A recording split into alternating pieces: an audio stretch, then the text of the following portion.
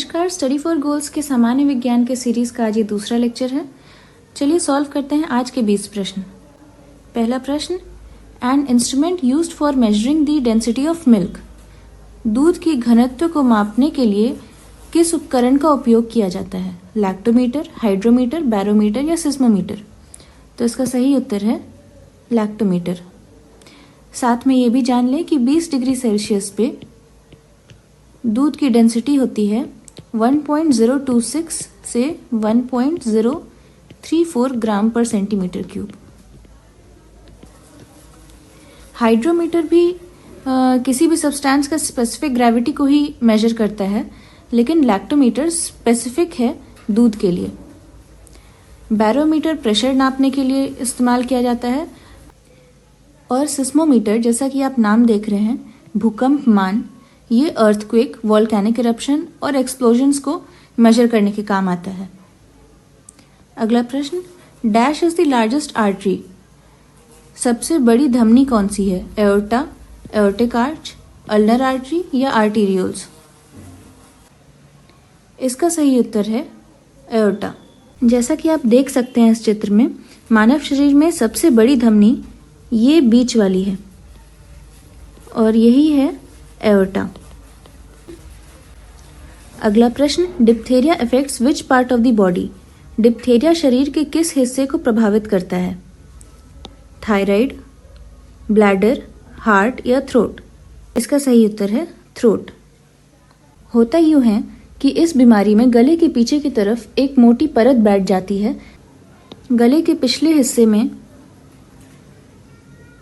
ये एक परत सी जम गई है, जिसके कारण इंसान को सांस लेने में और खाना खाने में तकलीफ होती है। अगला प्रश्न, जब दूध खट्टा हो जाता है तो उसका पीएच स्तर क्या होता है?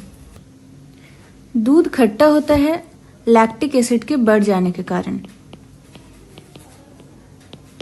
और उसका पीएच, क्योंकि ये एसिड है, 6 से कम होता है।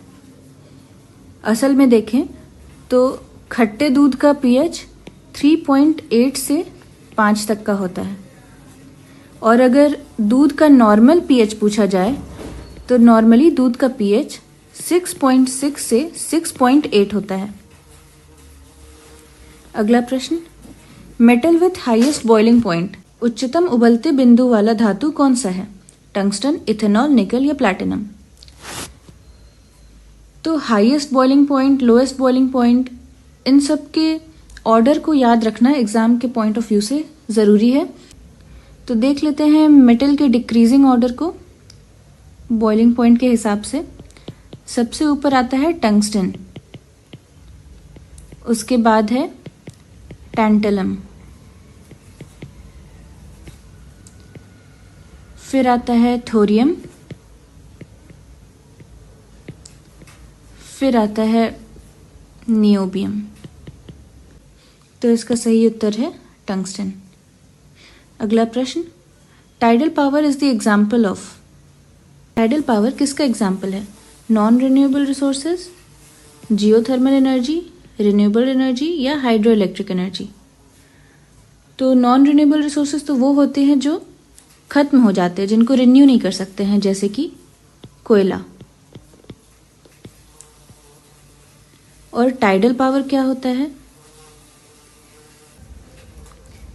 समुद्र में जो लहरें उठती हैं उनके इस्तेमाल से जो एनर्जी प्रोडक्शन होता है उसे टाइडल पावर बोलते हैं, और ये लहरें कभी खत्म नहीं होगी, इसीलिए नॉन रिन्यूएबल रिसोर्स नहीं है। दूसरा है जियोथर्मल एनर्जी, यानी अर्थ के अंदर की गर्मी का इस्तेमाल करके अगर एनर्जी का प्रोडक्शन हो रहा है तो उसे जियोथर्मल एनर्जी कहते हैं, चाहे इसमें हॉट वाटर यूज़ हो, स्टीम यूज़ हो, हॉट रॉक या फिर मैग्मा।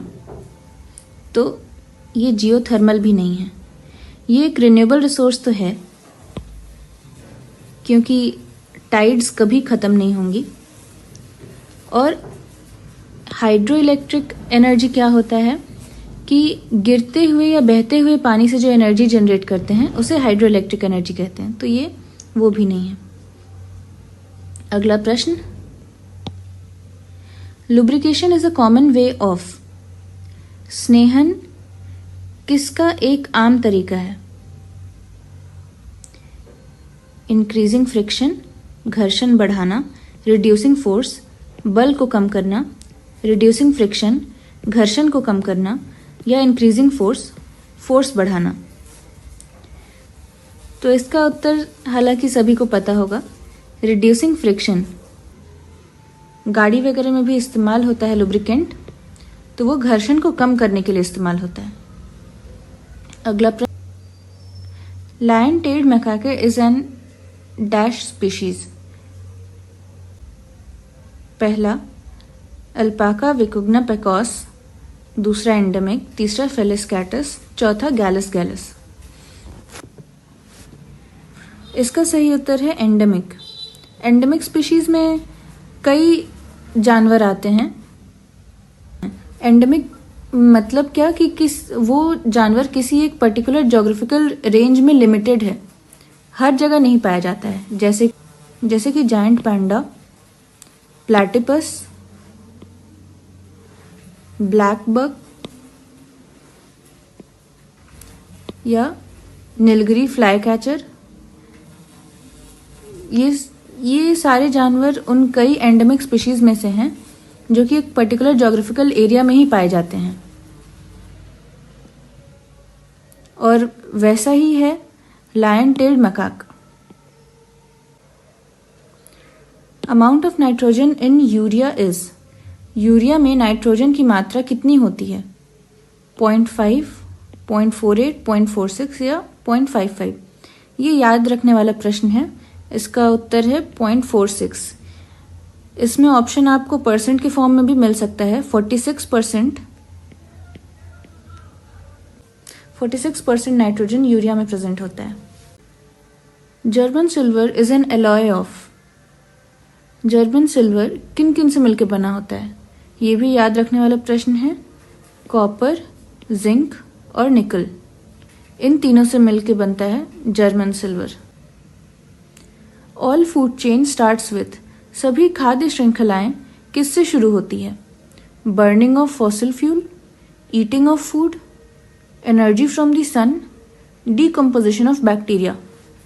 तो इसका सही उत्तर है एनर्जी फ्रॉम द सन। अगर आप फूड चेन देखें तो ये कुछ इस प्रकार की होती है।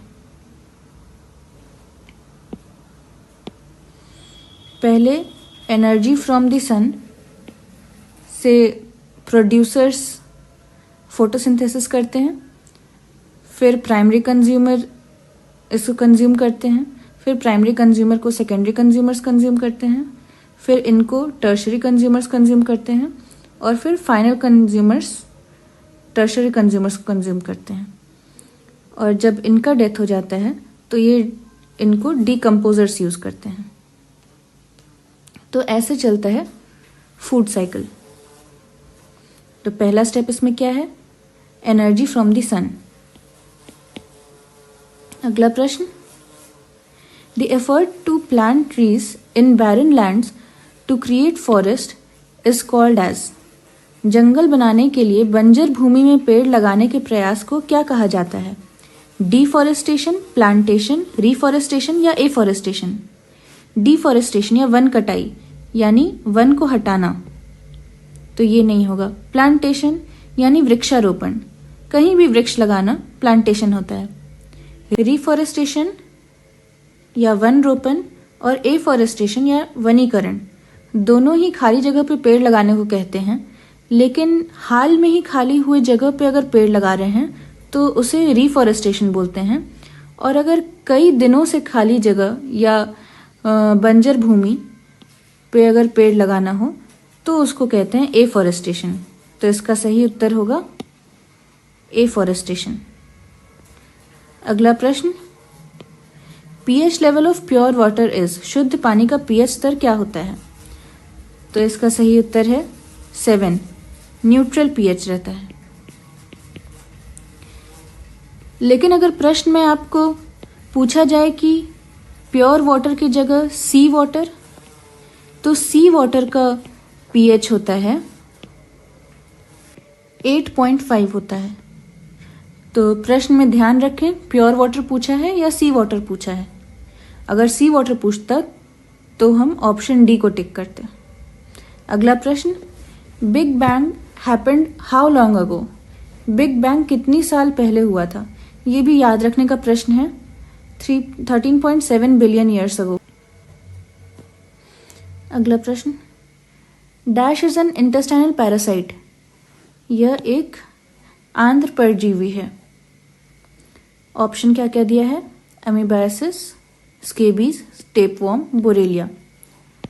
स्केबीज और बोरेलिया स्किन इन्फेक्शन कॉज करता है। टेपवर्म इंटेस्टाइन में जाता है। सही उत्तर यही है। एमीबायसिस बीमारी का नाम है और इसको कॉज करने वाला पैरासाइट है एंटमीबा हिस्टोलाइटिका।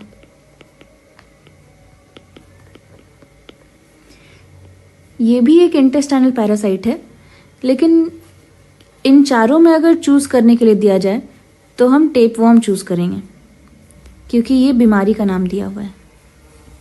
तो सही उत्तर होगा टेपवर्म।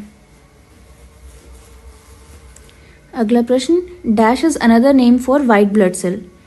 श्वेत रक्त कोशिकाओं के लिए एक और नाम कौन सा है? एरिथ्रोसाइट? नहीं, ये रेड ब्लड सेल के लिए है। क्लोरोजाइलेनॉल? ये एक डिसइंफेक्टेंट है।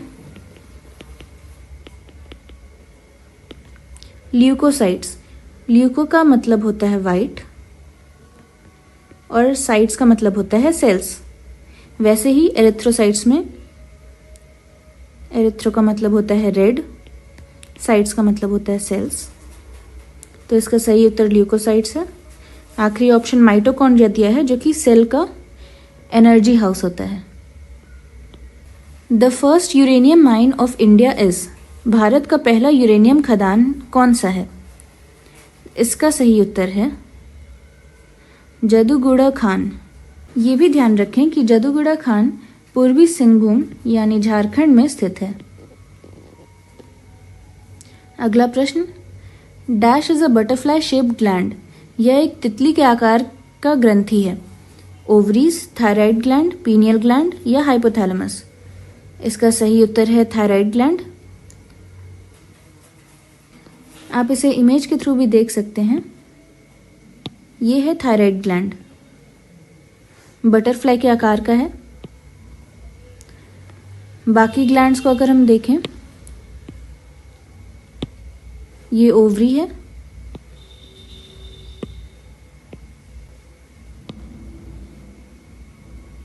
ये है पीनियल ग्लैंड और ये है हाइपोथैलेमस। अगला प्रश्न, प्रकाश की किन किन घटनाओं के कारण इंद्रधनुष का निर्माण होता है? तो इसका सही उत्तर है रिफ्लेक्शन, रिफ्रैक्शन और डिस्पर्शन। तीनों प्रोसेस होने के बाद ही रेनबो का फॉर्मेशन होता है। ये एयर है, मतलब एटमॉस्फेयर है, तो एयर।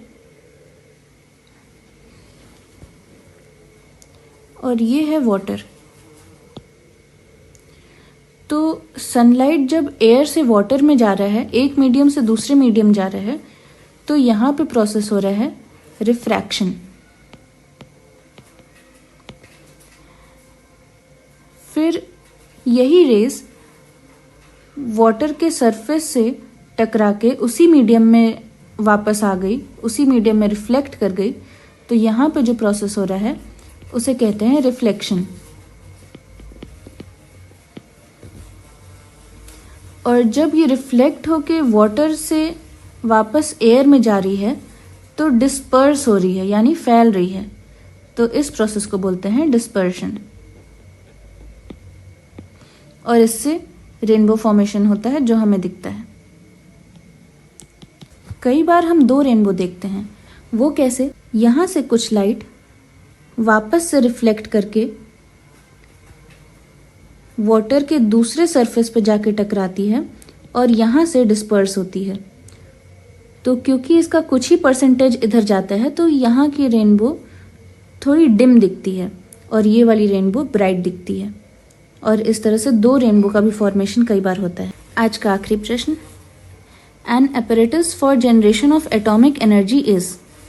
परमाणु ऊर्जा पैदा करने के लिए कौन से उपकरण इस्तेमाल करते हैं? क्रूसिबल्स, फ्लोरेंस फ्लास्क, रिएक्टर या बीकर?